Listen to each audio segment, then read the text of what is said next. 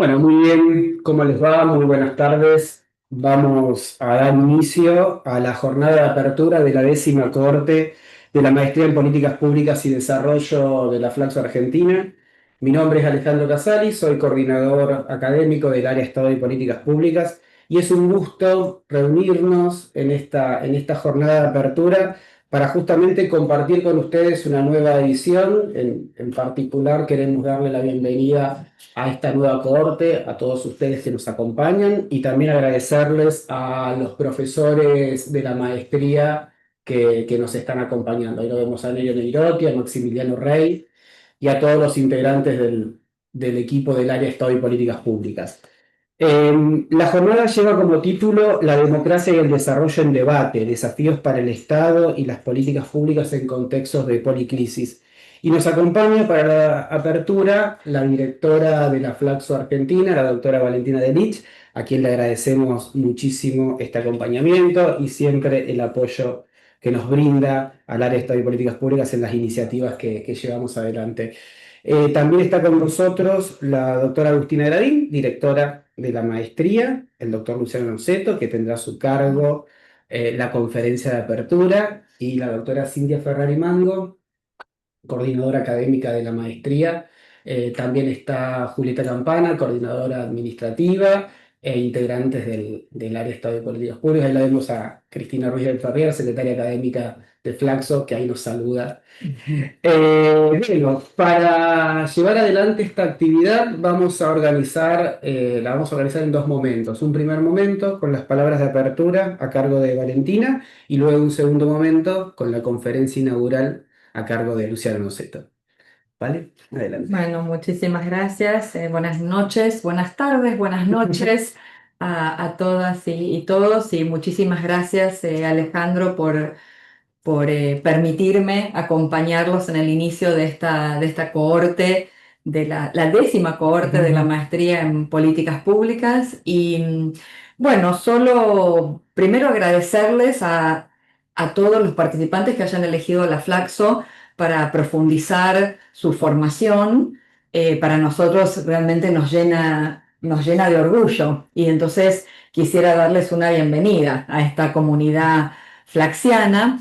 Entiendo también que la opción que han hecho no es solamente una opción profesional, porque efectivamente, digo, iniciar estudios de posgrado en la Argentina, yo sé que es extremadamente difícil. Es una opción muy valiosa, van a invertir mucho, mucho tiempo y también dinero, y no es un proyecto a corto plazo. O sea, una maestría no es algo que uno hace en un par de meses y sale por la puerta siendo magíster. Es realmente un compromiso profesional muy, muy profundo, de mucha disciplina, de mucho tiempo. Estamos hablando de por lo menos 2 años, en el mejor de los casos, de la vida de todas ellas y todos ellos, y después hay que escribir la tesis, que también es otro momento importante de todo el proceso. Así que es un compromiso importante, es un compromiso profesional, pero además es un compromiso personal muy importante, que los involucra no solamente a todos los que hoy están comenzando la maestría, sino también a los familiares y los amigos que los van a soportar, que los van a acompañar en ese proceso de hacer la maestría. Así que, bueno, agradecerles que hayan elegido a la Flaxo para ese recorrido, y vamos a tratar de hacer que ese recorrido, de acompañarlos en ese recorrido. En ese sentido, están en las mejores manos, no solamente la Flaxo como institución, sino el equipo de políticas públicas, que, como ustedes pueden ver, es un área que tiene un equipo muy sólido. Acá están presentes Alejandro, Cintia y Agustina, pero además también veo conectados, está Nelio, está María Cristina, está Julieta. Así que es un equipo sólido, es un equipo que trabaja hace muchos años ya juntos, así que están en muy buenas manos. Bueno, gracias también, Luciano, por aceptar dar ese puntapié inicial a esta maestría, y contarles de la Flaxo para aquellos que por ahí es su primera experiencia con la Flaxo y tal vez conocen de la Flaxo, conocen del prestigio, conocen su reputación, pero tal vez no la conocen tan en detalle, ¿no? Y la Flaxo es una institución que, bueno, que en la Argentina ya tiene más de 40 años y en la región tiene más de 60. Y es una institución que fue creada a instancias de la UNESCO, en una conferencia de la UNESCO, a partir de un diagnóstico en el cual, digamos, se trataba de generar un espacio de formación de alto nivel, de posgrado en ciencias sociales, que trabajara de manera situada las ciencias sociales, es decir, tratar de dejar de trabajar con autores extranjeros y tratar de producir en América Latina conocimiento que fuera propio en un sentido amplio, no solamente que tuviera marcos conceptuales propios, sino metodologías propias, para lo cual la Flaxo son muchos aportes a las metodologías de las ciencias sociales, sino también lo que hoy llamamos situado, ¿no? Que se ocupe de nuestros problemas de desarrollo.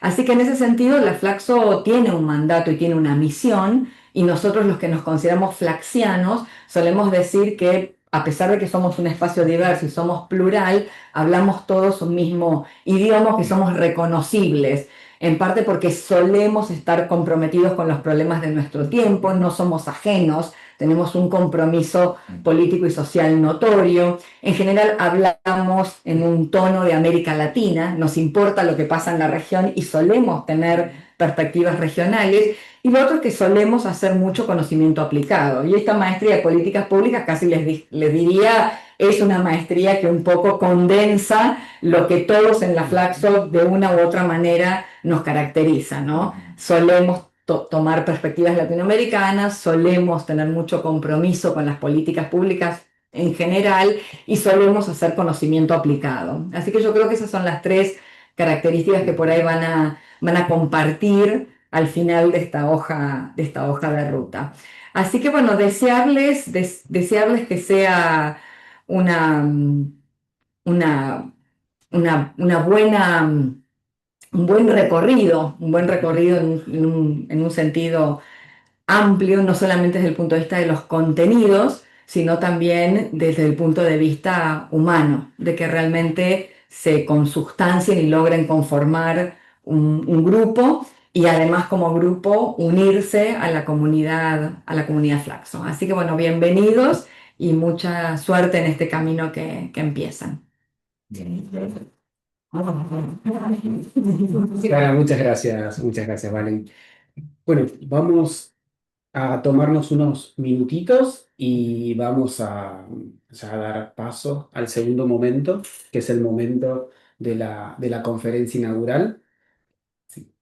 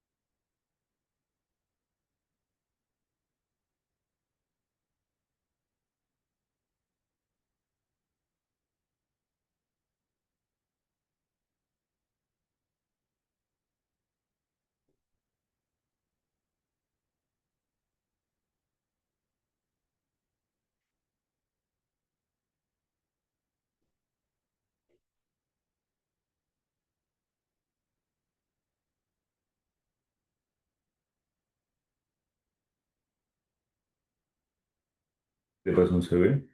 Claro, por WhatsApp. Bueno, muchísimas gracias, bienvenidas y bienvenidos a la 10ª cohorte de la Maestría de Políticas Públicas y Desarrollo.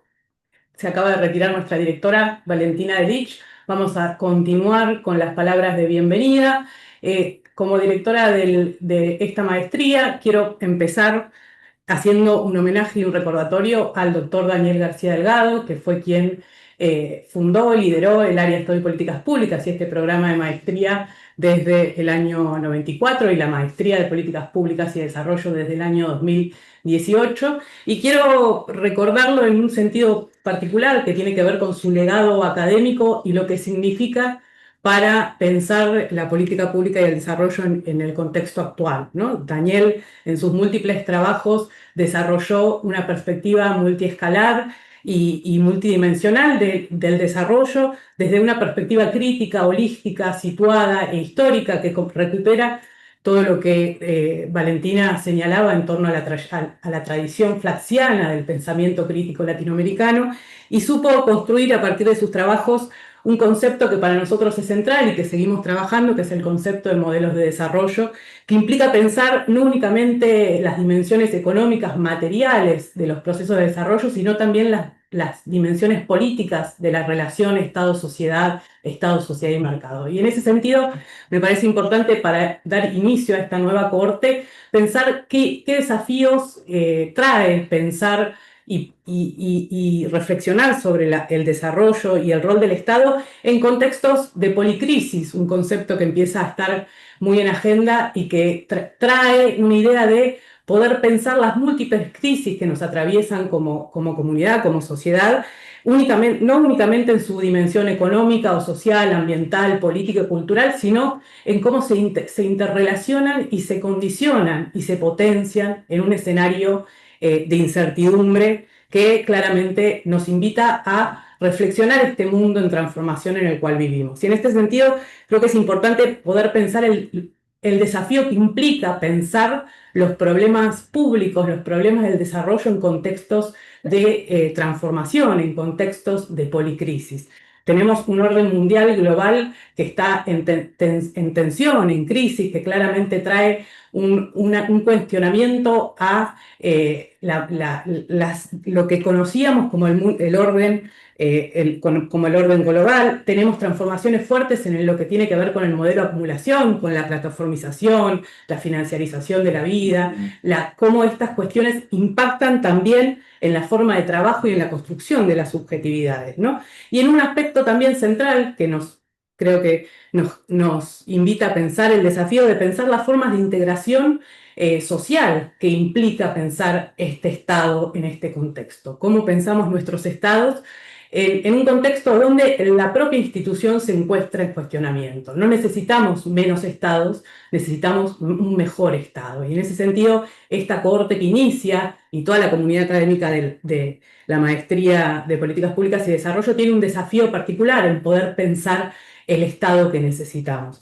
Creo que en ese sentido es importante pensar también las nuevas agendas que empiezan a emerger, agendas vinculadas a la economía del conocimiento, la economía del cuidado, pensar lo común en esta nueva etapa, que implica pensar proyectos y narrativas de futuro, ¿no? Y también en poder pensar cómo fortalecemos las capacidades estatales de estos estados desde políticas públicas basadas en datos, basadas en ciencia.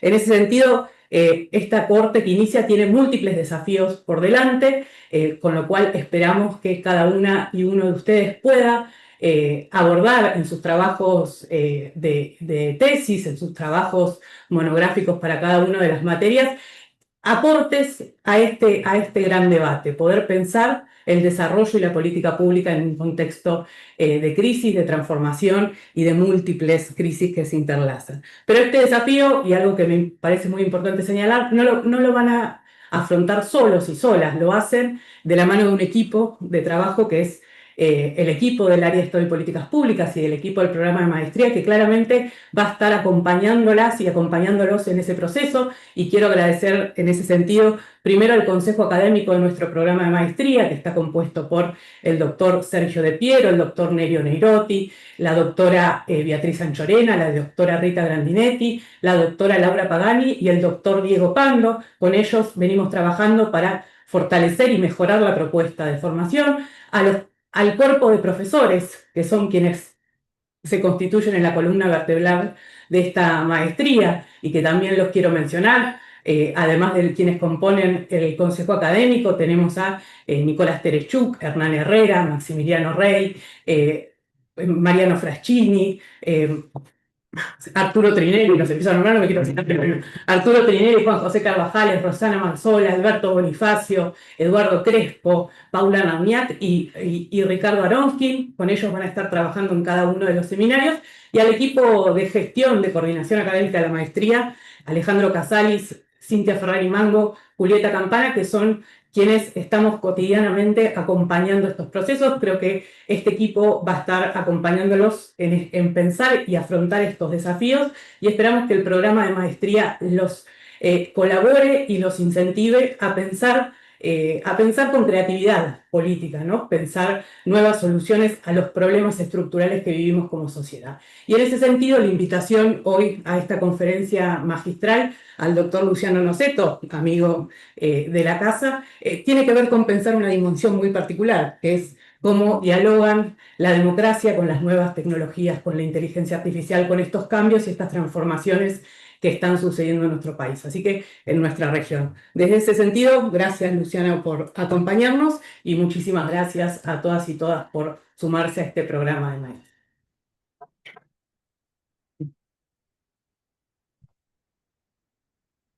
Bueno, y ahora sí, vamos a dar inicio a esta conferencia, haciendo una muy breve presentación de Luciano, introduciendo en el tema que él va a compartir con nosotros. Esta conferencia que él denominó de la inteligencia artificial a la condición digital, desafíos para el Estado en el siglo XXI. Luciano es un especialista en ciencias sociales, es un especialista en teoría política y en filosofía política, y en el marco de sus investigaciones y sus estudios sobre ciencia política, Estado y administración pública, nos va a compartir esta conferencia que ha preparado.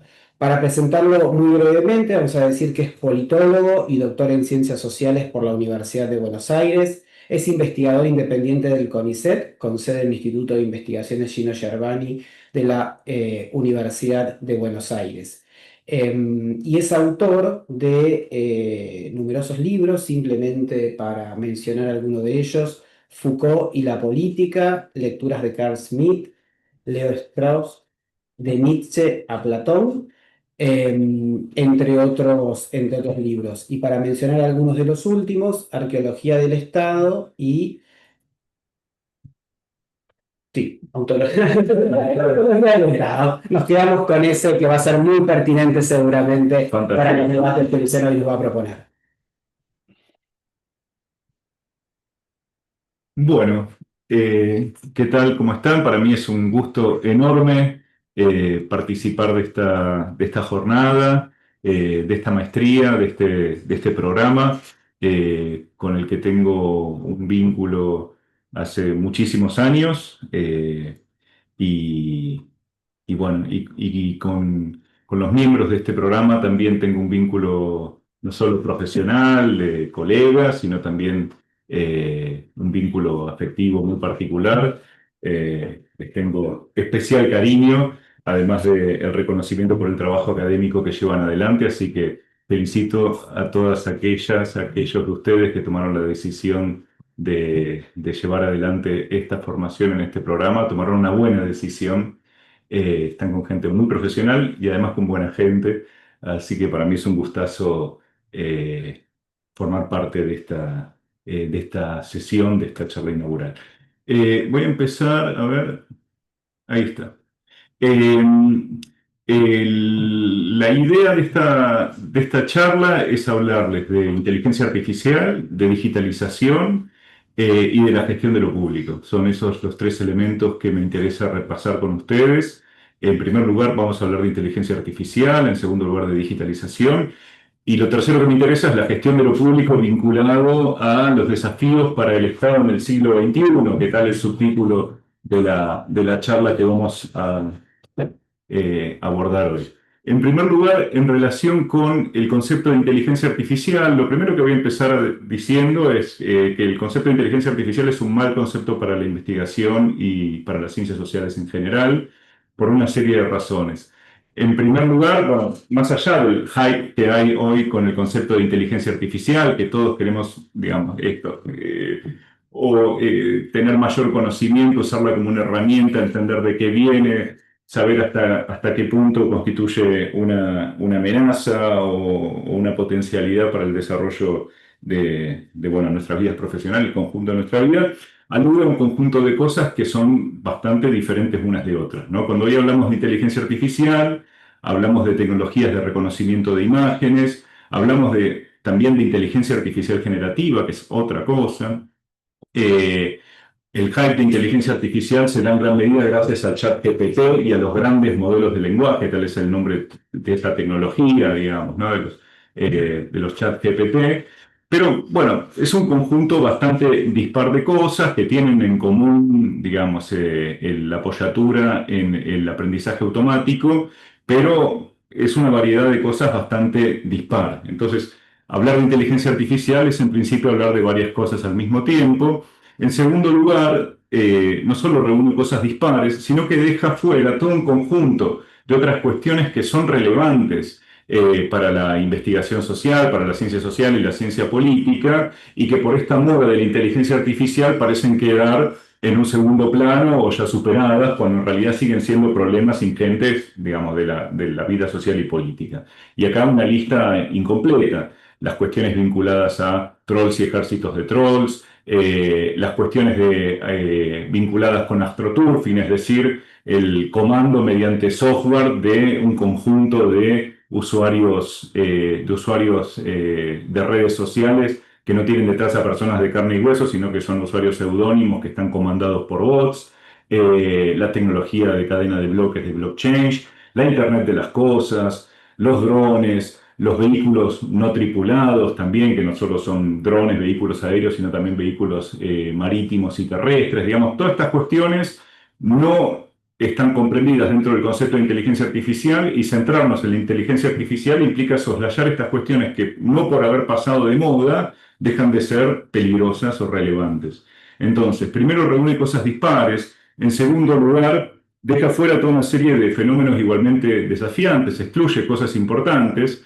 Y en tercer lugar, cuando hablamos de inteligencia artificial, hoy en día hablamos de un modelo hegemónico de inteligencia artificial, que es la inteligencia artificial conexionista, pero lo cierto es que el debate sobre la inteligencia artificial desde la década del 60 involucra por lo menos las perspectivas conexionistas, las perspectivas simbólicas y también un contrapunto con la cibernética, que era una disciplina previa a la de la inteligencia artificial y con la que hay bastantes debates. Es decir, que hablar de inteligencia artificial también implica soslayar una serie de debates relevantes, allí donde no hay,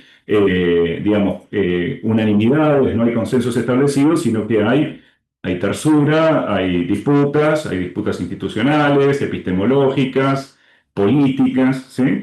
Que hacen que este concepto de inteligencia artificial, así empaquetado, termine obligándonos a perder de vista. Entonces, más que hablar de inteligencia artificial, yo prefiero proponerles hablar de condición digital o de digitalización, ¿sí? Y acá, entonces, la propuesta, la noción de condición digital apunta, digamos, a el resultado, yo incluso diría dialéctico, de tres procesos. El primero es el proceso de computación, es decir, el proceso en virtud del cual el hombre llegó a la computadora, ¿sí? A la ideación del modelo y a la implementación de la computadora universal, digamos, en un recorrido que habitualmente empieza por Alan Turing, bueno, y termina en las computadoras domésticas, en las PCs que llegaron a la casa de cada uno de nosotros, digamos. El primer proceso es el proceso en virtud del cual el hombre llegó a la computadora. El segundo proceso es el proceso de interconexión, que tiene que ver con una serie de innovaciones tecnológicas, innovaciones en los materiales, en los procesos de producción, innovaciones teóricas también, que permitieron no ya que el hombre llegara a la computadora, sino que las computadoras llegaran a las personas, ¿sí? Que en el proceso de interconexión, que tiene que ver con la miniaturización de los componentes electrónicos, de los semiconductores, con los satélites y la conexión satelital, con la fibra óptica, que terminaron permitiendo que la computadora llegada a cada escritorio de cada oficina, a cada hogar, al bolsillo de cada persona, ¿sí? Entonces, un primer proceso de computación, un segundo de interconexión y un tercer proceso que ya sí es el de digitalización, que está limitado por los dos anteriores. Y este proceso de digitalización, en el modo en el que yo ordené esta maraña de materiales y de fenómenos y de innovaciones tecnológicas y adopciones sociales de estas tecnologías y demás, está compuesto por 6 momentos, ¿sí? Así que mi idea sería repasar esos 6 momentos. Hago un breve descanso acá para preguntarle si se sigue, si se me oye bien, si estamos todos, ¿sí? Fantástico. Bueno. El primer momento en el proceso de digitalización, una vez que el hombre hubo llegado a la computadora y que las computadoras llegaron a los hombres, a las personas, a los hombres y las mujeres, digamos, a cada una de nosotras y de nosotros y cada uno de nosotros, tiene que ver con lo que se llama computación de la nube, cloud computing. ¿Sí? En un determinado momento, o sea, dada el desarrollo de la computación y de la interconexión, surgió la pregunta de dónde convenía alojar, digamos, la potencia de almacenamiento y de procesamiento. Si convenía alojar esa potencia de almacenamiento y de procesamiento en la computadora de cada persona, o si dado que había una posibilidad de interconexión más o menos segura, se podía alojar esa potencia de almacenamiento y procesamiento en grandes servidores. Entonces ahí surgió la idea de cloud computing, digamos, de no seguir poniéndole, digamos, inversión en términos de fierro a las computadoras terminales de cada oficina, de cada persona, cada celular, sino generar grandes servidores, ¿sí?, que alojaran los datos y la capacidad de computación requerida por las personas y por las empresas y por los estados, ¿no? Esta propuesta que surgió en primer lugar como una idea en las oficinas de Compaq en el año 1996, recién alcanzaría con el siglo XXI, digamos, una viabilidad técnica, y sería Amazon el nombre propio de esta primera invención, es Amazon Web Services, que es la gran, digamos, compañía de almacenamiento de datos, de provisión de servidores físicos que sostienen, digamos, una enormidad de contenidos de la nube que no están en las computadoras de cada persona, de cada oficina, de cada empresa, de cada estado, sino que están en estos grandes servidores que brindan este servicio de alquiler de espacios de la nube. Ahora, la computación de la nube lo que permitió es poner a disposición en espacios bastante centralizados una enormidad inédita de datos. Y a esto se le llama la Big Data, que es una enormidad de datos que de repente estuvieron disponibles todos juntos para ser analizados y procesados. Y eso tiene que ver con el segundo momento, que es el procesamiento algorítmico de la Big Data.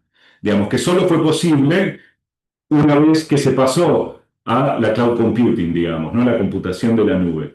La posibilidad de procesamiento algorítmico fue impulsada ya no por Amazon Web Services, sino por otro nombre propio, que es el de Google, ¿sí? El Google PageRank, que es el algoritmo de procesamiento que pone en marcha Google a comienzos, digamos, cerca de su lanzamiento en el año, a comienzos del siglo XX, Google se pone en marcha en el 98, el Google PageRank está en el borde del cambio de siglo.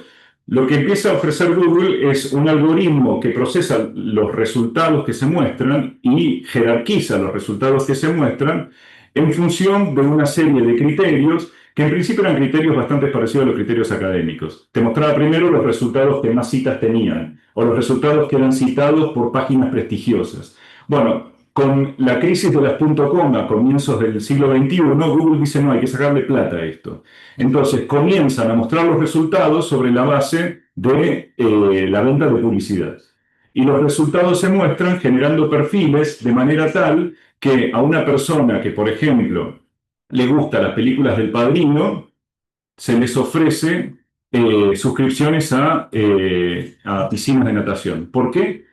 Porque el algoritmo reconoció en esa enormidad de datos disponibles que muchísima gente que le gusta la película del Padrino le gusta la natación también. Entonces, o por ejemplo, mujeres que compran ropa Nike y son lesbianas. ¿sí?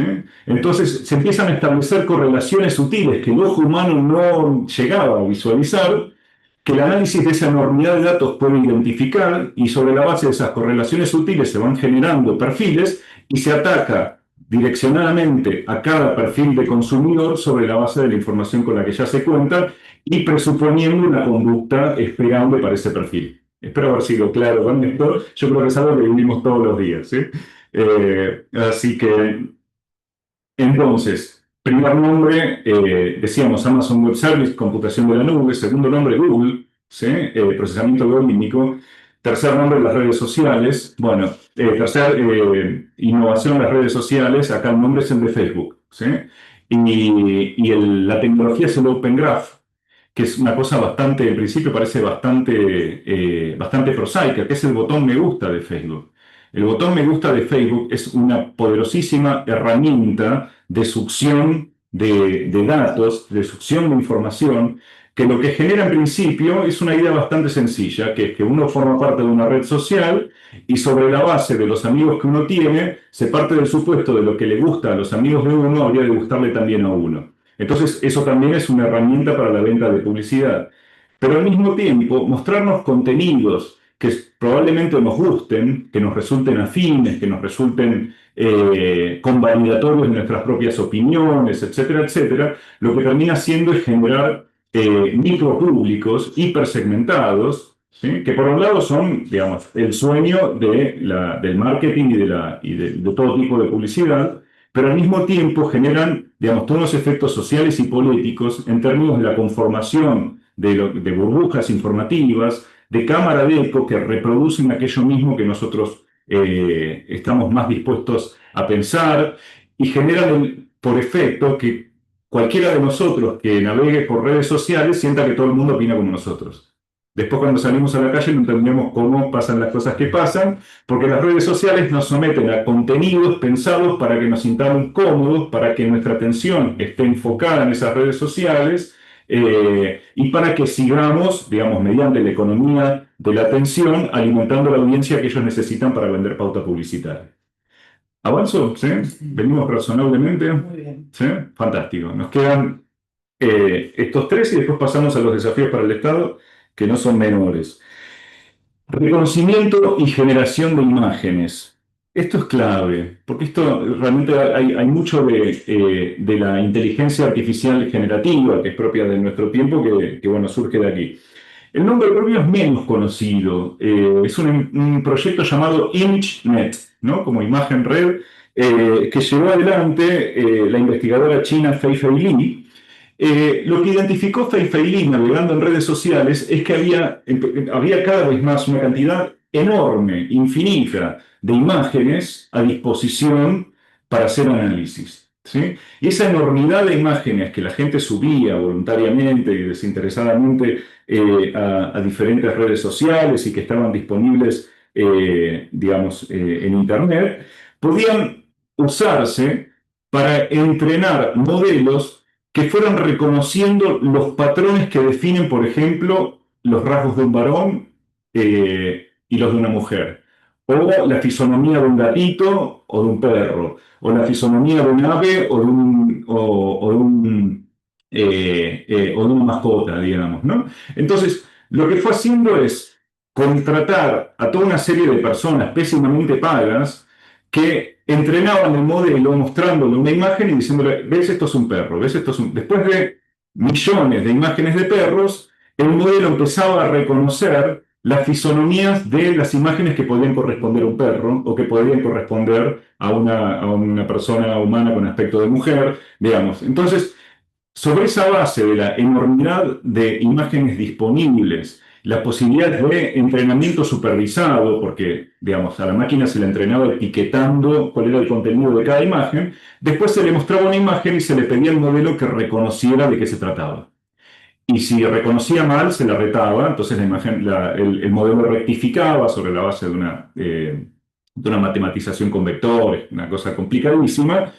Y lo que se creó es un dispositivo de reconocimiento de imágenes que permitía, por un lado, todas las tecnologías de reconocimiento de imágenes, no solo genéricas de perros y gatos, sino también de personas con una identidad específica, digamos, ¿no? Los sistemas de vigilancia que se emplean en la vía pública, que se emplean en los aeropuertos, que se emplean en las fronteras, están basados en este modelo, digamos. Se los entrena cuando uno, por ejemplo, entrena a una aplicación del celular para que se abra, ni bien reconoce la imagen de uno, lo que uno hace precisamente es entrenar a esa aplicación con el propio rostro, mostrándolo de diversas maneras hasta que reconozca ciertos parámetros del propio rostro y después ya, bueno, del mismo modo funciona el ImageNet de Face ID, del mismo modo funcionan las cámaras de reconocimiento facial que se utilizan en los aeropuertos o en las fronteras norteamericanas, por ejemplo, ¿no? Ahora, el segundo aspecto que es bien interesante es que esa máquina se puede poner marcha atrás. Entonces, en vez de mostrarle imágenes y que te diga a qué pertenece, ¿sí? En vez de mostrarle una imagen y decirle que te reconozca la categoría a la que pertenece, podés promptearle una categoría y pedirle que genere una imagen. Entonces, yo le pongo, dame una imagen de un gatito, y lo que hace el modelo es recuperar la enormidad de parámetros que fue construyendo sobre la base de esos millones de gatitos con los que estuvo siendo entrenado y generó una imagen sintética de un gatito, ¿sí? Ese es digamos, la inteligencia artificial generativa que está a la base de los deepfakes que ahora estamos cada vez más acostumbrados a ver, ¿sí? Me quedan dos cositas y ya termino. Espero estar haciendo todo lo sencillo que pueda. Lo estoy haciendo con mucho amor porque son temas complicados, pero no son tan complicados como para que nos embarullen mucho, ¿sí? Me parece que son cuestiones a las que tenemos que tratar de acercarnos sin mucho miedo, porque hay mucha gente que habita ese espacio un poco ilegítimo de complicar la cosa, embarullar la cosa para mantenernos, digamos, para patearnos la escalera, ¿no? Para mantenernos lejos de la comprensión de cosas que sí tienen una complejidad técnica infernal, pero hay un registro en el que uno puede acceder y comprenderlos y tomar decisiones, digamos, ¿no? El siguiente, la anteúltima, es el gran hype de nuestro tiempo, que son los grandes modelos de lenguaje. Acá el nombre propio es el de OpenAI, el de ChatGPT, ¿sí? Que en gran medida los grandes modelos de lenguaje funcionan con la misma lógica de ImageNet de Face ID, pero en vez de manejarse con imágenes, se manejan con textos. Son grandes máquinas que trabajan sobre la base de una enormidad de información disponible en Internet, reconocen patrones y sobre la base de una consulta lo que hacen es identificar las ocurrencias más frecuentes respecto del tema sobre el que el modelo es consultado y brindar la respuesta, digamos, estadísticamente más probable de cualquier pregunta que uno genere, digamos, ¿no? El GPT tiene que ver con la tecnología específica, que es generativo, preentrenado y transformer. Generativo tiene el mismo significado que tenía cuando estábamos describiendo el reconocimiento y generación de imágenes de Face ID, digamos, la lógica generativa que puede generar resultados sintéticos sobre la base de la reproducción de patrones que fueron producidos a partir del análisis de enormidad de datos disponibles en Internet. ¿Sí? Eso tiene que ver con el aspecto generativo, pero entrenado apunta al hecho de que estos modelos no están actualizándose constantemente sobre la base de lo disponible en Internet, sino que se entrenan con una biblioteca enorme de información disponible hasta determinada fecha, hasta la fecha del lanzamiento del GP4, del GPT-5, digamos, ¿no? Pero no se actualizan constantemente, sino que se van actualizando, digamos, al momento de cada lanzamiento y están entrenados, no sé, GPT-4 está entrenado con información disponible hasta fines del 2023, por ejemplo, ¿no? Bueno, ahí, digamos, no tiene esta lógica de la recursividad, del feedback permanente, ¿sí? Y la idea de Transformer, bueno, es una tecnología tomada de los modelos de traducción, que lo que hacen es, a partir de una pregunta, reconocen palabras claves, ¿sí? O sea, analizan un texto del prompt que nosotros generamos, reconociendo solo determinadas palabras claves y procediendo a brindar digamos, respuestas estadísticamente probables sobre la base de esa economización enorme que tiene que ver con tomar solo ciertas palabras claves, prescindiendo de toda una serie de información redundante. ¿Sí? Esto se parece bastante a la relación que nosotros podemos tener cuando estamos aprendiendo un idioma nuevo y escuchamos a alguien hablar, reconocemos 4 o 5 palabras, el resto no, y bueno, respondemos sobre la base de estas 4 o 5 palabras que reconocimos. Bueno, los modelos Transformer operan sobre esa lógica de prestar exactamente la atención a lo clave y prescindir de los elementos redundantes, que implica una economización enorme de procesamientos, ¿eh? Y da la pauta de por qué tan poderosa es esa tecnología. Lo último tiene que ver con las cadenas de bloque, con las tecnologías de blockchain, que yo creo que tiene una potencia de transformación social y política muchísimo mayor que la inteligencia artificial hoy hegemónica, que tienen que ver con sistemas comunitarios de certificación de información, donde la certificación de la información no depende de una autoridad que la certifica, una oficina pública, una agencia pública de emisión de moneda, o un notario, un escribano, lo que sea, sino que la información se certifica sobre la base de la colaboración de una comunidad de usuarios. Se van armando como especies de bases de datos o de libros contables que son certificados por esta comunidad, y es la participación de la comunidad la que garantiza, digamos, la certificación, la fiabilidad del documento que sea, ¿sí? Desde una obra de arte digital hasta bitcoins. Sobre esto no voy a entrar mucho, abre un mundo para mí absolutamente novedoso, pero es otro de los elementos que están habilitados por la digitalización. Yo creo que ordenar así la cosa nos da una perspectiva mucho más rica de qué está pasando, y nos permite al mismo tiempo estar advertidos cuando nos tiran 5, 6, 7 conceptos uno atrás del otro y uno dice, no entiendo nada, se ve que esta persona entiende porque yo no entiendo. Me parece que empezar a ordenar la cosa, empezar a identificar qué es cada una de ellas, y a distinguirlas unas de otras, nos ayuda también a hacer investigación en ciencias sociales y en política pública. Bueno, vamos a la última parte, los desafíos para el Estado. Yo debo tener poco tiempo por delante. ¿Estamos bien? Bueno, genial. En términos de los desafíos para el Estado que implica la digitalización, en primer lugar, lo que aparecen muy fuertemente son los desafíos éticos. Las cuestiones éticas vinculadas a la toma de decisiones automatizadas, ¿sí? En las que se prescinde de la intermediación humana, que en principio están promovidas por todos unos idearios de economía, eficiencia, transparencia, imparcialidad, etcétera, etcétera, pero pueden dar lugar a consecuencias éticamente nefastas, ¿no? Les voy a comentar, para graficar esto, el empleo de modelos algorítmicos en la política social colombiana. Quienes nos acompañen desde Colombia conocerán el SISBEN, que es el Sistema de Identificación de Potenciales Beneficiarios de Programas Sociales, que es un sistema que está vigente en Colombia desde el año 94 y que consiste centralmente en un scoring de pobreza. Digamos, los potenciales beneficiarios de políticas sociales forman parte de este sistema. Digamos, para postular a cualquier política social, uno tiene que completar un formulario con una serie de consultas. Bueno, eso genera un perfil dentro de este sistema, y ese formulario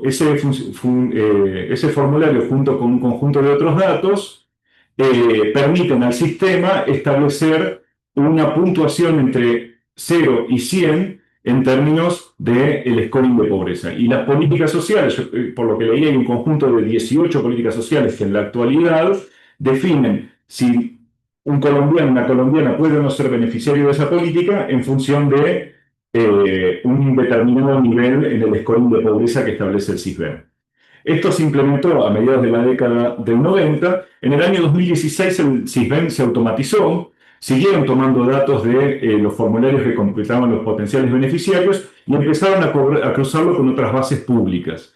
Y lo más interesante y más preocupante es que hicieron un convenio con una empresa que se llama Data Crédito, que es una empresa de evaluación de riesgos crediticios, como si fuese Veraz en Argentina, una empresa de Irlanda, para compartir los datos. Entonces, esta empresa Data Crédito permitía también sumar información para calcular el nivel de pobreza de cada persona, ¿no? Entonces, sobre la base de ese modelo algorítmico, que está compuesto por información proveniente de los formularios, de diferentes bases públicas, de la información provista por Data Crédito, se establece, digamos, una ponderación de esa información y se define si cada persona, digamos, tiene un puntaje u otro. Ese puntaje se actualiza y uno queda dentro o fuera de la elegibilidad de ser población objetivo de determinadas políticas sociales.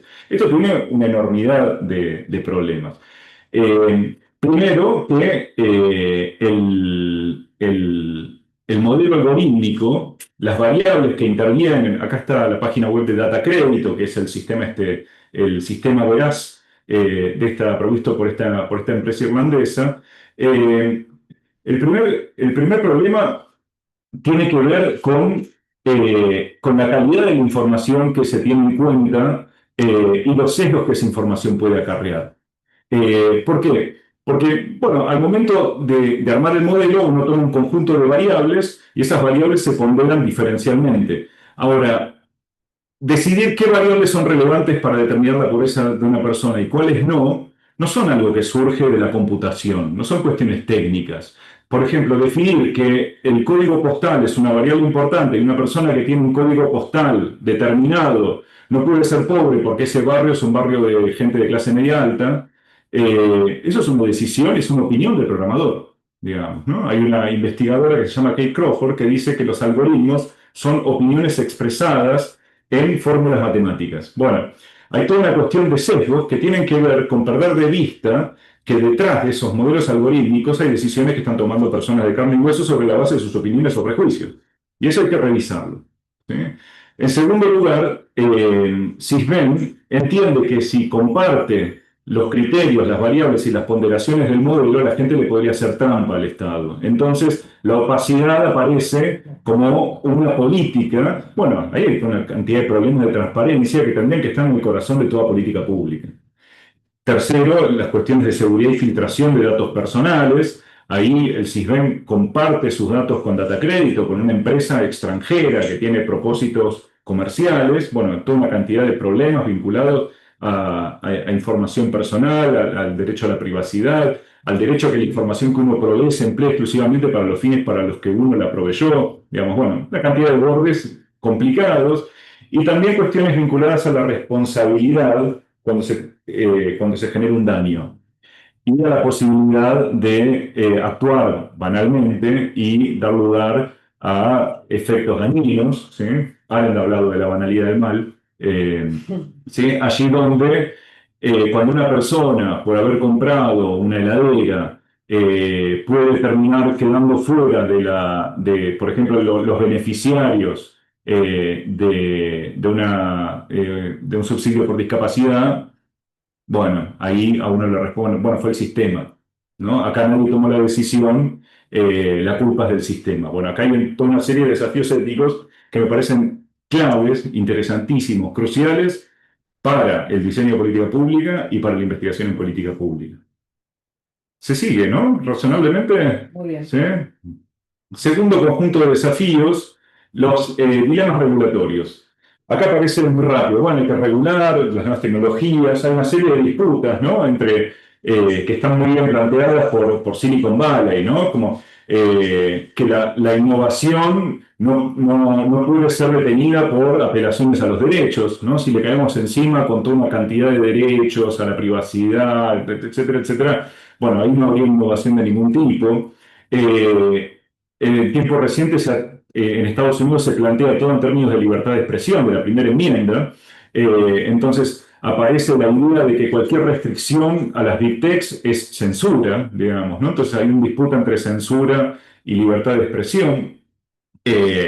Y una disputa entre autorregulación y regulación. Muchas de las big techs dicen, bueno, no, hay que regular, pero es mejor la autorregulación que la regulación por el Estado, que no entiende nada, que llega tarde, que entorpece las cosas. Claro que autorregulación es que las grandes empresas, compañías tecnológicas se regulen a sí mismas, no solo a sí mismas, sino que también regulen la relación que traban con los usuarios, o sea, que les impongan a los usuarios los términos que quieran, digamos, ¿no? Entonces, bueno, una serie de debates en relación con eso.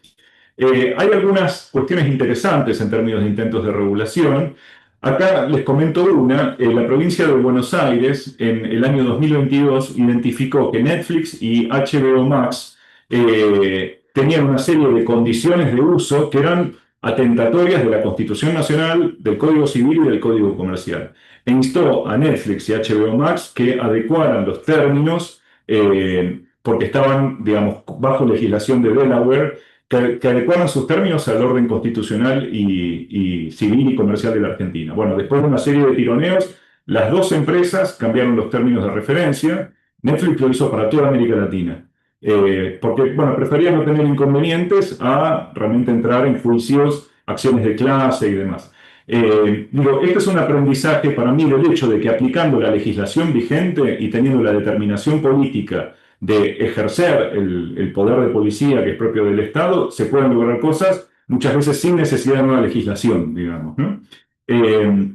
Y el segundo ejemplo es el ejemplo del Tribunal Superior Electoral de Brasil, que en vistas de las elecciones del año pasado estableció toda una serie de nuevas regulaciones vinculadas con las deepfakes, con la inteligencia artificial generativa, digamos, aplicada a la generación de desinformación, de información falsa, muchos casos de candidatas mujeres en los que se hacían deepfakes vinculados a, digamos, a pornografía, deep nudes, digamos, ¿no? O sea, toda una serie de estrategias muy agresivas del uso de deepfakes en elecciones. Bueno, Brasil salió a regular con muchas dificultades, digamos, con un equipo de 25 técnicos para atender la proliferación infernal de deepfakes durante las elecciones en Brasil, digamos, ¿no? O sea, muchas veces la posibilidad de regulación tiene que ver con decisión política, pero también con capacidades institucionales y capacidades técnicas de los equipos de que dispone el Estado.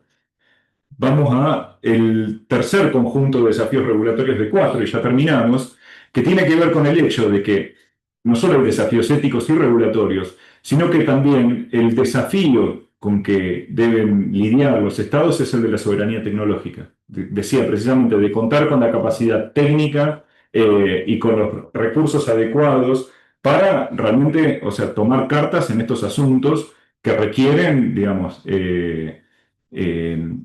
no solo determinación política, sino capacidades en términos de equipamiento, ¿sí? De cobertura, digamos, ¿no? De cobertura en términos de cobertura satelital, de red de fibra óptica, de ciudadanos con conectividad, bueno, toda una cuestión vinculada al resguardo de los datos públicos de que dispone el Estado respecto de sus ciudadanos, ¿dónde se van a guardar? En Amazon Web Services, se van a guardar en servidores del Estado, cuál va a ser el tipo de resguardo que va a haber, cuál es la interoperabilidad de los datos, digamos, los datos de salud de un ciudadano tienen que estar a disposición del Ministerio de Seguridad, sí o no, digamos, hay una cantidad de decisiones que tienen que ver con las capacidades tecnológicas del Estado que son clave. Bueno, ¿en qué plataforma se va a apoyar el Estado? Yo para hacer un trámite me tengo que loguear a través de Facebook, ¿sí? De modo que el Estado depende para el vínculo con el ciudadano de la mediación por Facebook, o, bueno, el software, vamos a comprar software a Microsoft, vamos a usar las plataformas de videoconferencia que gratuitamente, en principio, les ofrecen diferentes plataformas a los estados para después generar estas dependencias de Sendero. Vamos a generar software público sobre la base de software libre. Bueno, una cantidad de decisiones importantísimas vinculadas a soberanía tecnológica. Acá hay un caso, pero hay varios, de la contratación por parte del Ministerio de Interior uruguayo en el año 2015 de un software de policiamiento preventivo que se llamaba PredPol. El policiamiento preventivo consistía en lo siguiente: una base de datos con datos de los delitos cometidos en una determinada localidad con la ubicación y el tipo de cada delito. Entonces, sobre esa base de datos, el modelo algorítmico podía prever que, por ejemplo, en tal esquina era probable que ocurriera un choque, en tal esquina es probable que ocurra un homicidio, en tal otra esquina, ¿sí? Y sobre la base de ese mapa de zonas calientes se enviaba el patrullaje, digamos, ¿no? En diferentes horas del día, bueno. La idea de ese modelo, bueno, fue un fracaso en Estados Unidos, pésimo, funcionó pésimamente, porque estos modelos necesitan una enormidad de datos para ser eficaces. Si en una localidad ocurre un asesinato cada 5 años, es una ridiculez decir, no, en esta esquina es probable que suceda un asesinato porque hace 5 años ocurrió el único asesinato de toda la ciudad, digamos, ¿no? Bueno, Uruguay, muy presionado por un alza de la tasa de homicidios, implementó este modelo, partió de Montevideo en dos, en la mitad implementó el modelo, en la mitad siguió con el policiamiento que venía llevando adelante el Ministerio del Interior uruguayo, y finalmente gastó muchísimo dinero. Predpol tomó datos públicos del Estado uruguayo. Los resultados de la prevención del delito en las zonas que habían sido policiadas con este algoritmo fueron absolutamente iguales a los de las otras zonas. Se dieron cuenta que finalmente el problema estaba en los patrulleros, la cantidad de patrulleros, la provisión de nafta de los patrulleros, y se dieron cuenta que finalmente la solución tenía que ver con modalidades de patrullaje a pie. Bueno, gastaron mucha plata, no aprendieron nada, no hubo transferencia de tecnología de la empresa privada al Estado uruguayo, y además la empresa privada se hizo de una cantidad enorme de datos muy sensibles del Estado uruguayo, digamos, ¿no? En términos de soberanía tecnológica, los estados tienen que apoyarse sí o sí en las grandes desarrolladoras de tecnología. El tema es qué vínculos se van a generar con cada una de esas desarrolladoras para no chocarla. Y por último, la cuestión de los escenarios geopolíticos. Ese es el cuarto de los grandes desafíos. Ahí, bueno, un par de posibilidades, ¿no? Tres son un par y medio. Primero, la idea de un Google Growth Round, digamos, un gobierno planetario de Google, que es lo que plantea Benjamin Bratton en su libro de Stack que acaba de publicarse en castellano. Hay una serie de razones que invitan a pensar en un Google Growth Round. Bueno, el presidente Joe Biden, en su discurso de despedida, dijo que se había conformado un enorme y muy peligroso complejo tecnológico industrial, y le preocupaba mucho, al igual que lo hizo Eisenhower cuando habló del complejo militar industrial, del el destino de la democracia norteamericana en un contexto de ese enorme complejo tecnológico industrial. Bueno, a poco de andar, una semana después, la ceremonia de asunción de Donald Trump dio la pauta del vínculo, digamos, orgánico entre Washington y Silicon Valley. Ahí lo ven a Zuckerberg, a Jeff Bezos, a Sundar Pichai y a Elon Musk en la ceremonia inaugural de Donald Trump.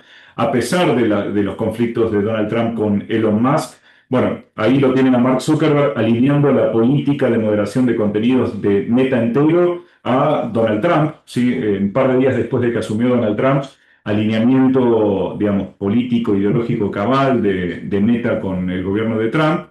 Y esta cena tuvo lugar el jueves pasado. Ahí están todos digamos, los referentes de las Big Techs, salvo Elon Musk y Jeff Bezos, hay que decirlo, chupando de las medias, decimos nosotros, a Donald Trump en un alineamiento que tiene que ver con, digamos, volúmenes para nosotros desconocidos de financiamiento estatal y de contratos con diferentes agencias públicas que, digamos, benefician enormemente a Silicon Valley. Digamos, hay una gran integración ahí entre Washington, D.C. y Silicon Valley que da la pauta de una preeminencia muy grande del modelo norteamericano.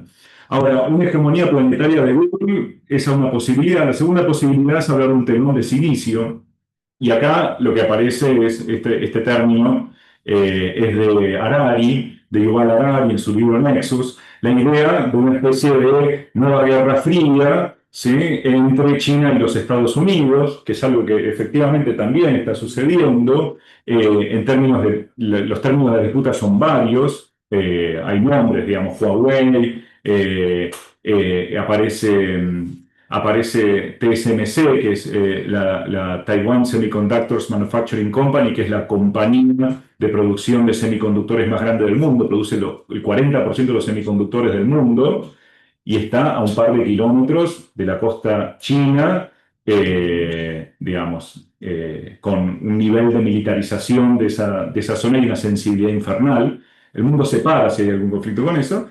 Y el tercero es la disputa entre TikTok y Estados Unidos, que Estados Unidos acusa a TikTok de tener una puerta trasera por la que pasa información de los ciudadanos norteamericanos al Estado chino. Esto no se les ocurrió porque ellos hagan lo mismo, ¿eh? Se les ocurrió porque los chinos son malos y los norteamericanos son buenos. Bueno, y finalmente la posibilidad de ir no a una lógica de una hegemonía planetaria de Google, Estado norteamericano, digamos, del complejo militar, del complejo tecnológico industrial norteamericano, ni una guerra fría entre China y Estados Unidos, sino la posibilidad de pensar grandes espacios, ¿sí? La India, por ejemplo, tiene una cantidad de regulaciones que impide que ciertas plataformas norteamericanas y chinas operen en India, Rusia lo mismo, la Unión Europea está generando regulación firme en ese sentido, con dificultades plantársele a Trump en muchas ocasiones, pero con una voluntad de generar regulación. Y en nuestro caso, la única posibilidad de poder articular una palabra en ese sentido tiene que ver con armar un gran espacio latinoamericano y empezar a generar tecnología, soberanía tecnológica y capacidad regulatoria en una escala, no la escala meso de cada estado, sino la escala macro de una unidad latinoamericana con soberanía tecnológica y capacidad regulatoria y capacidad de tomar la palabra en un escenario desafiante. Así que bueno, eso era todo, un montón, así que espero que les haya servido. Muchísimas gracias, Luciano. Muchísimas gracias. Súper, súper interesante. Creo que nos quedamos con muchas cosas para pensar. Abrimos el espacio para preguntas, consultas, comentarios de parte del público. Podemos dejar de compartir. Quien quiera hacerle un comentario, una pregunta a Luciano puede tomar la palabra. Sí, ¿Qué tiene tal? una. Buenas tardes, Cintia, ¿cómo están? Bien, un gusto estar aquí, compartir con ustedes. Ante todo, muchísimas gracias por la posibilidad de tener esta. Cintia, te muteaste. ¿Se muteó Cintia? ¿Me escuchan bien ahí? Sí, ahí está. Ah, genial, excelente. Bueno, ante todo, agradecer al plantel docente y romper un poco el hielo con este tema tan particular que es tecnología, blockchain y todo lo que hemos atravesado analíticamente, ¿no? Creo que por ahí es un buen eje para poder rediseñar estas políticas públicas, viendo cómo nos atraviesa de manera transversal ya prácticamente la tecnología en todos los ámbitos, ciencia, educación, en mi caso aeronáutico, y no solamente tengo que decir aeronaves pilotadas a distancia, sino que también ya hay una política fuerte para lo que en las películas nosotros veíamos identificado como los autos voladores, ¿no? Aparentemente eso es lo que se viene. Habrá que ver si hay un marco regulatorio que lo acompaña, pero me parece fundamental inaugurar esta maestría con un tema tan disruptivo y tan necesario para quienes no venimos exactamente de este ámbito como para poder repensar las instituciones. Así que muchísimas gracias y excelente la disertación. Muchas gracias. Muchísimas gracias, Cintia. Gracias a ti por el comentario. ¿Algún otro comentario? ¿Pregunta? Yo puedo hacer una pregunta porque es un lujo tenerlo a Luciano acá y me parece súper interesante todo lo que planteaste. ¿Cómo esta idea de soberanía tecnológica convive con las las grandes empresas tecnológicas, ¿no? Está todo el desarrollo de Varoufakis respecto al tecnofeudalismo y toda esta idea más, ¿no? Esa tensión política entre los actores económicos con poderes supranacionales y los estados que corren atrás de esa carrera, digamos, ¿no? Y en ese sentido, que ¿hay alguna iniciativa respecto de estas propuestas de regulación? Sé que hay algunas alianzas medias todavía muy chiquitas y más vinculadas a cuestiones académicas que buscan como la regulación y esta idea pero bueno, ¿cómo convivir con esa tensión? Bien. Bueno, la situación es muy desafiante para estados como el argentino, el colombiano, el uruguayo o el brasileño, pero también lo es para los Estados Unidos. Y la relación de Washington, D.C. con Silicon Valley es una relación muy ambivalente porque, digamos, en gran medida, digamos, las plataformas tienen un poder de fuego, una capacidad financiera, un manejo de datos realmente inédito, incomparable con el complejo militar industrial que denunciaba Eisenhower, pero al mismo tiempo, digamos, dependen de un conjunto de regulaciones y de financiamiento que proviene de las agencias del gobierno central norteamericano, que las hace, digamos, las coloca en un lugar que no es de su coordinación, con mucha claridad. Es un lugar, digamos, de un conjunto de actores que tienen negociaciones permanentes. El gobierno de Donald Trump tiene, por un lado, una política muy permisiva respecto de las plataformas en términos de cuestiones vinculadas a regulación ambiental, regulación de derechos al consumidor, cuestiones de privacidad y cuestiones vinculadas a tratar a estas empresas no como medios de comunicación, sino como, perdón, como medios de comunicación, no como empresas tecnológicas, sino como medios de comunicación alcanzados por la lógica de la libertad de expresión. Entonces, en muchos sentidos es muy favorable a estas compañías, pero al mismo tiempo promueve el Estado norteamericano una serie de juicios antitrust, antimonopólicos, que en muchos casos los tiene muy apretados. Digamos, hay una situación muy ambivalente ahí que es rica en juego político.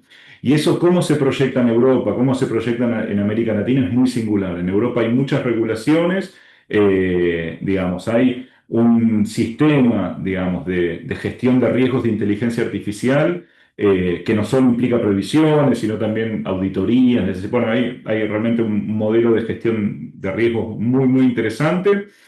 Pero en el marco de la guerra entre Rusia y Ucrania, muchas de las vueltas de las negociaciones de Trump con la Unión Europea ha desestimado una serie de denuncias, por ejemplo, sobre Facebook, para poder acordar con el gobierno norteamericano. Entonces, digamos, también hay limitaciones. En el caso latinoamericano, los modelos más interesantes han sido yo creo, los promovidos por el Supremo Tribunal de Justicia brasileño, que se le plantó a Elon Musk. No quiso quitar de la red X una serie de contenidos que eran contenidos vinculados con discursos de odio, con atentados contra la democracia.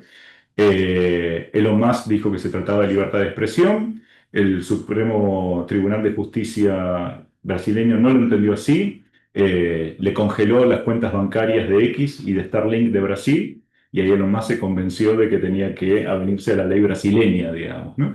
Me parece interesante, tiene que haber determinación política, pero bueno, es un juego de poder también muy delicado, digamos, ¿no? En ese sentido, me parece que si nosotros no escalamos en soberanía tecnológica y en capacidad, digamos, de incidir en términos del nivel meso de cada estado al nivel macro de una región latinoamericana, obviamente que las políticas serán definidas no por nosotros y no en nuestro continente. Así que haría esa caracterización. Yo quisiera, soy Mario. Sí, por Sí, supuesto. No veo cómo se alza la mano en esta plataforma. La inteligencia artificial me supera, no solamente en términos de políticas públicas, sino en términos del uso cotidiano. Muchísimas gracias por la conferencia, profesor. Yo no me esperaba un inicio tan actual, tan, tan pertinente. Y quisiera hacer dos comentarios. Primero de ellos es que suele hablarse de la tecnología como con tres grandes criterios éticos, ¿no? Eficiencia, transparencia y neutralidad. Son como los tres criterios éticos sobre los cuales la tecnología ingresa en el término de las políticas públicas. Cuando usted habló aquí del CISBEN, yo me conecté completamente. Esto es un tema muy actual en Colombia. Cuando los estudiantes ingresan a las universidades públicas, justo ahora comienza la presentación de exámenes y de candidaturas a universidades públicas. Lo primero que les piden para poder acceder a ciertos beneficios es su puntaje de CISBEN en caso de que tengan CISBEN. Y efectivamente comienza todo un tráfico ético, perdón, un tráfico de la ética, un tráfico más bien poco ético de puntajes del CISBEN. La gente comienza a buscar cómo bajarse, cómo tener unos puntos. Hay unas cosas que he intentado hacer aquí, ¿no? Son las puntuaciones por visitas domiciliares. Entonces la gente cambia su dirección y se pone en la dirección de su tía, la más pobre, sí, en el barrio más pobre para tener acceso a una serie de beneficios de políticas sociales que realmente están completamente trampeados, ¿no? Ajá. Eso cuando menos. Pero no solamente es eso, sino que algunos criterios son pues, particulares. Lo que usted decía ahora, ustedes en Argentina, esto va a ser seguramente cuando nos vamos a cruzar, dicen heladera, nosotros aquí decimos nevera. Seguramente si la gente ha hecho el esfuerzo de comprar una nevera y llega a una visita del CISBEN y le ve una nevera nueva, eso te da un puntaje. Te da un puntaje alto o bajo. Realmente no tengo muy claro si es mejor alto o bajo en términos de acceder a los recursos sociales. Pero también, esto es visto como desde la parte negativa. Ahora bien, yo trabajo en el Ministerio del Interior y nosotros estamos haciendo un esfuerzo en ese Ministerio de la Política aquí en Colombia, ¿sí? Y como ustedes saben, estamos en el cierre de un primer gobierno, vamos a decir, democrático con tintes de izquierda en Colombia. Ah, y estamos intentando generar un sistema de información que nos permita construir análisis territoriales basados en datos, ¿sí? Y ha sido todo un reto. Duramos básicamente un año construyendo el índice de conflictividad. ¿Cómo entendíamos, cómo se podía medir la conflictividad en Colombia? Porque ese índice no existe, aquí en Colombia no existe. Para hablar de aquí, como es un país marcado por la guerra, hay índices de patrones de enfrentamientos, de presencia de grupos armados, de movilizaciones sociales, pero el índice de conflictividad no existe. Pero y ahora que usted lo plantea, me sentía completamente reflejado porque decíamos, nosotros hacemos este patrón, creamos este índice de conflictividad y el 7 de agosto de 2026 estamos de salida y en manos de quién queda esta información. Mm. ¿Para quién? ¿Quién lo va a tener? ¿Dónde se aloja? Es una alianza con una universidad pública aquí en Colombia y las organizaciones sociales, sobre todo las de más trayectoria, nos decían, está muy interesante y compartimos toda la información que quieran siempre que usted nos garantice que usted se va y se lleva la información. Y nosotros no podemos dar esa garantía, no podemos dar esa garantía. La información después de que queda en la nube pierde su propiedad, pierde la capacidad la gente de controlar esta información y fácilmente se vuelven usos de inteligencia que para gobiernos que puedan tener o para corporaciones que puedan tener intereses en territorios específicos en Colombia. Me parece un tema de muchísima actualidad y sobre todo eh, uno que lo que realmente para mí es una clásica encrucijada, o sea, no hay una solución correcta eh, en el término concreto, sí, o sea, hay cosas a las que tú le puedes poner unos márgenes, unos marcos, unas cercas, y dices, de aquí no pasas y sobrevivimos. Pero con este tema de la inteligencia artificial, ah, que supera mucho más que la capacidad que se va perdiendo de reflexionar para pasar a ser el control político y control militar de los estados en corto tiempo. Y, ¡buah! Tremendamente pertinente y sumamente retador. Pero muchísimas gracias por el comentario. Ahí, en conversación con los colegas colombianos respecto del CISBEN, me transmitieron también una mirada muy similar a la tuya, me permito tutearte, que tiene que ver con el hecho de la focalización de la política social, digamos, ¿no? Que genera toda una serie de estrategias de parte de usuarios potenciales, actuales, merecedores o no merecedores, para obtener algo que en principio debería ser un derecho y termina siendo distribuido en términos de beneficio. Digamos, ahí hay bordes muy delicados que yo creo que el problema de la automatización de esas decisiones, eh, bueno, esto constituye un borde delicadísimo, lo que no implica que la constitución de modelos para analizar volúmenes de datos significativos y poder generar diagnósticos no sea algo enormemente útil y que deba ser empleado por los estados, siendo que son empleados por cualquier agencia o corporación, digamos, de orden privado. No entiendo por qué el Estado debería privarse de usar esas herramientas que son fantásticas, para generar diagnósticos.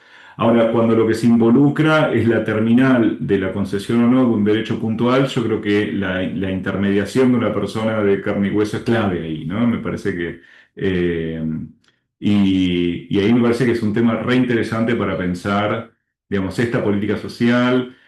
Los scorings se están usando para un montón de políticas, ¿no? La ICE en Estados Unidos está usando scoring de peligrosidad para admitir o no admitir personas que podrían ser potenciales migrantes o solo turistas y demás. Bueno, y hay un ajuste, digamos, de esos modelos sobre la base de los agentes migratorios que hacen las entrevistas al momento del ingreso.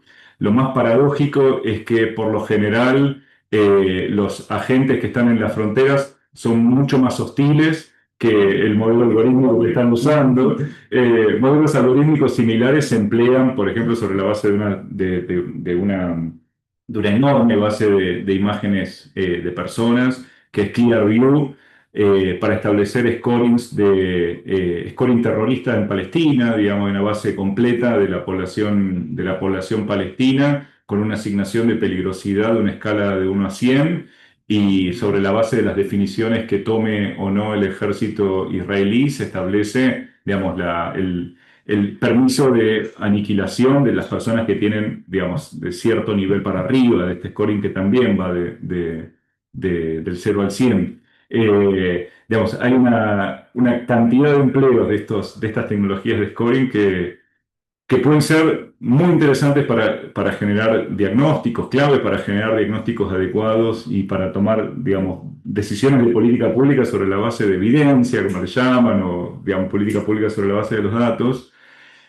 Ahora, en la terminalidad de cada individuo y la decisión respecto de sus derechos, la cosa se pone peluda, como dirían en Colombia.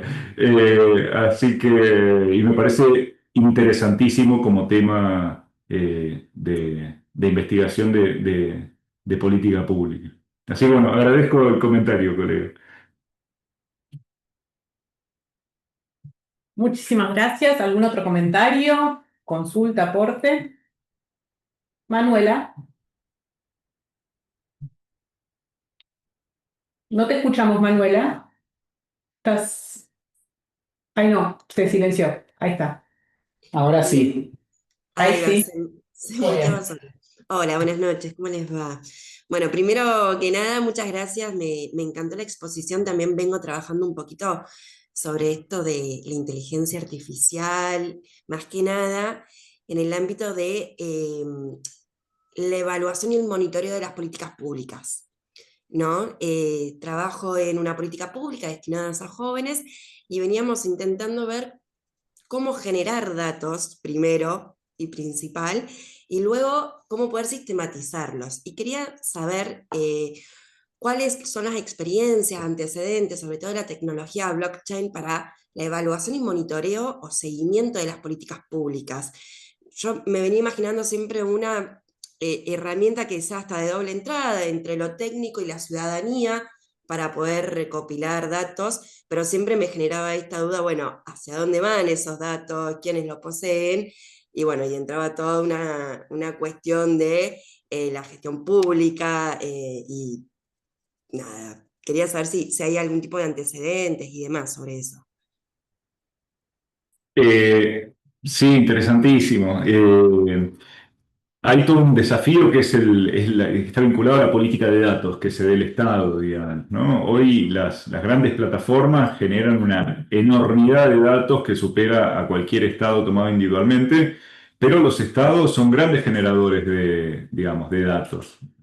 Bueno, preferiría hablar más digamos, colectores de datos que generadores, digamos, ¿no?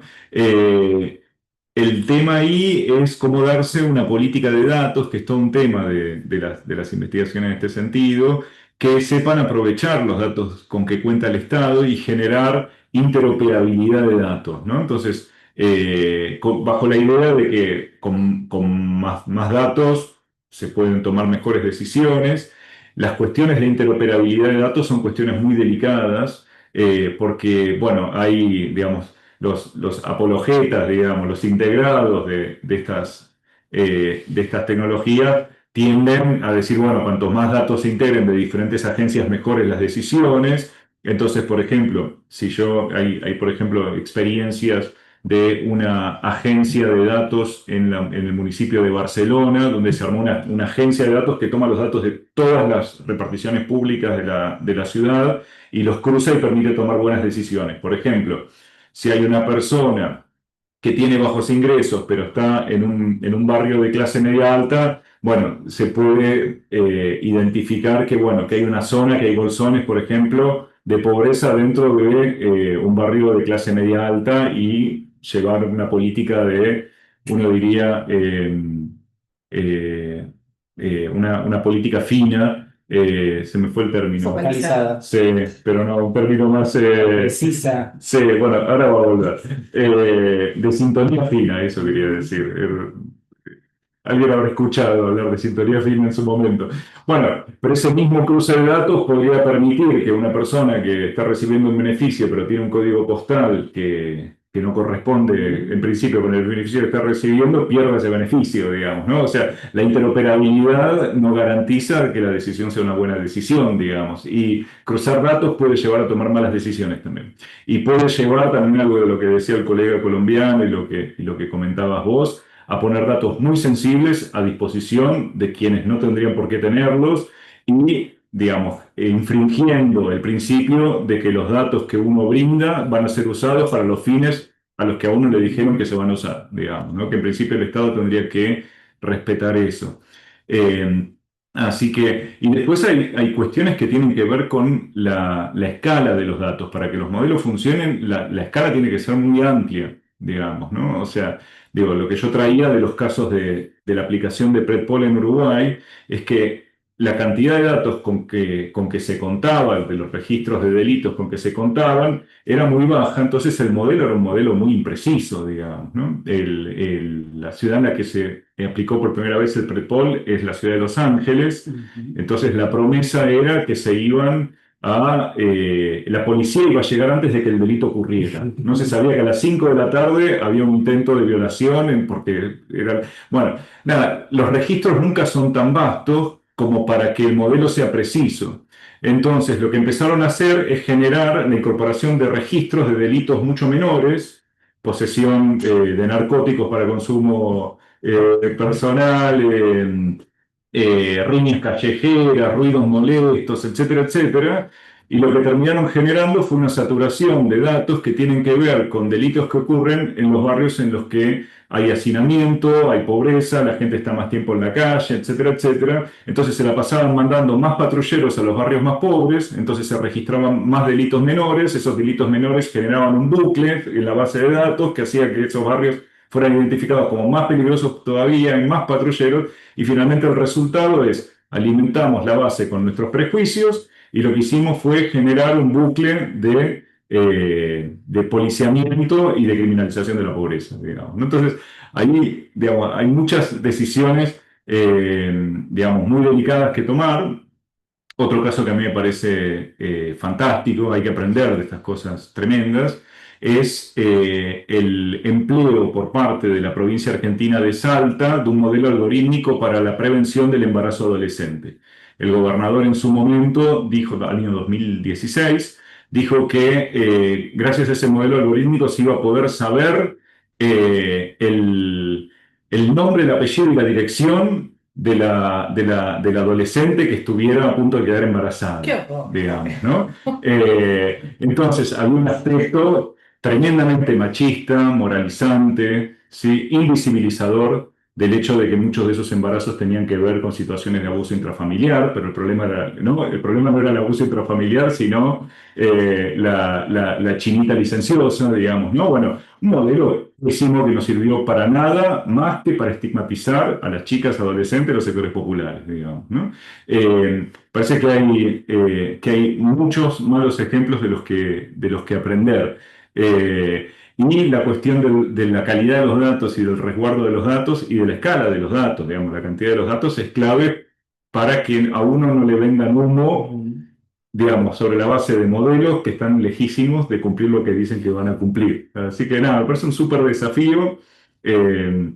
y bueno, lo explorarán a lo largo de la maestría.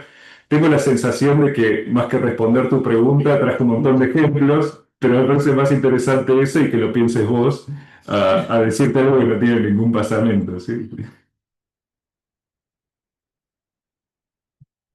Muchísimas gracias, Luciano. ¿Alguna otra pregunta, comentario?